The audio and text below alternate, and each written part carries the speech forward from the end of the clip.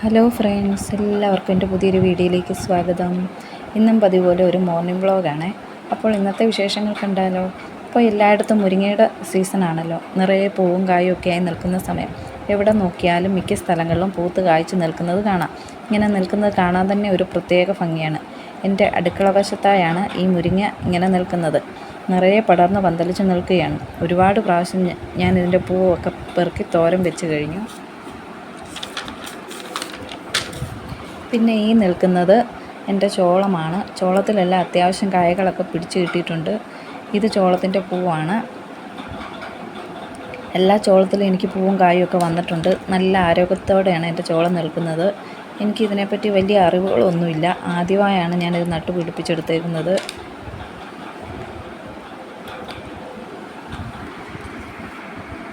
ഇങ്ങനെ നിൽക്കുന്ന കാണാൻ നല്ല ഭംഗിയാണ്. പിന്നെ ഇത് പാവയ്ക്കയാണ്. ഇത് ചുവന്ന പയർ. ഇതിൽ നിന്നൊക്കെ എനിക്ക് ഒരുപാട് പയർ ഓൾറെഡി കിട്ടിയതാണ്. ഇതെല്ലാം ലാസ്റ്റ് സ്റ്റേജിൽ നിൽക്കുന്ന പയറാണ് എല്ലാം തന്നെ. ഇനി എല്ലാം പുതിയതായി നട്ട് പിടിപ്പിച്ച് വരണം. കുറച്ചൊക്കെ പയർ ഞാൻ ഇതിന് വിത്തിനും ഇട്ടിട്ടുണ്ട്.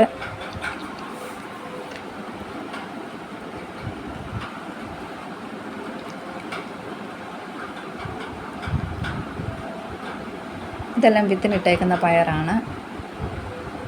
ഇതിന് ഒത്തിരി നീളം വയ്ക്കുന്ന പയറൊന്നുമല്ല ഈ പയർ. പിന്നെ ഇത് ബുള്ളറ്റ് മുളകാണ്. ഇതിൽ നിന്ന് 1-2 തവണ ഞാൻ വിളവെടുത്ത് കഴിഞ്ഞു. ഇതൊക്കെ 3-ാമത്തെ സ്റ്റേജ് ഉണ്ടായിരിക്കുന്ന മുളകുകളാണ്.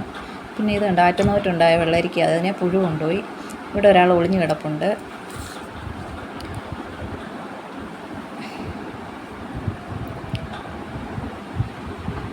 ഇതിൽ നിന്നൊക്കെ അത്യാവശ്യം വിളവെടുത്ത് കഴിഞ്ഞ ഒരു തക്കാളി ചെടിയാണിത്. അത്യാവശ്യം എനിക്കിന്ന് തക്കാളി കിട്ടിയിട്ടുണ്ടായിരുന്നു. ഇത് ലാസ്റ്റ് സ്റ്റേജിൽ നിൽക്കുകയാണ്. എങ്കിൽ പോലും കുറേ കായകൾ എത്തി പിടിച്ചിട്ടുണ്ട്. ഇതെല്ലാം കുറ്റിപ്പയർ ഇനത്തിൽപ്പെട്ട പയറാണ്. എനിക്ക് കുറ്റിപ്പയർ തോരൻ വയ്ക്കുന്നത് വളരെയധികം ഇഷ്ടമാണ്. അതുകൊണ്ട് തന്നെ ഞാനിത് അത്യാവശ്യം കറി വെക്കാൻ വേണ്ടത് ഞാൻ നട്ടുപിടിപ്പിച്ച് വെക്കാറുണ്ട്. പിന്നെ വെച്ചിരിക്കുന്നത് ചുവന്ന ചീരയാണ്.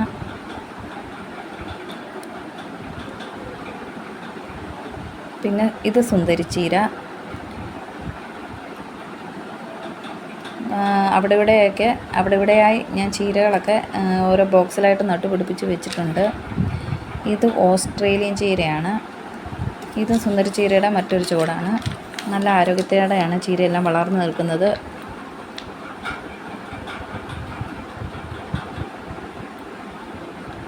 ഇത് ഓസ്ട്രേലിയൻ ചീര വിളവെടുത്ത മറ്റൊരു ചുവടാണ്.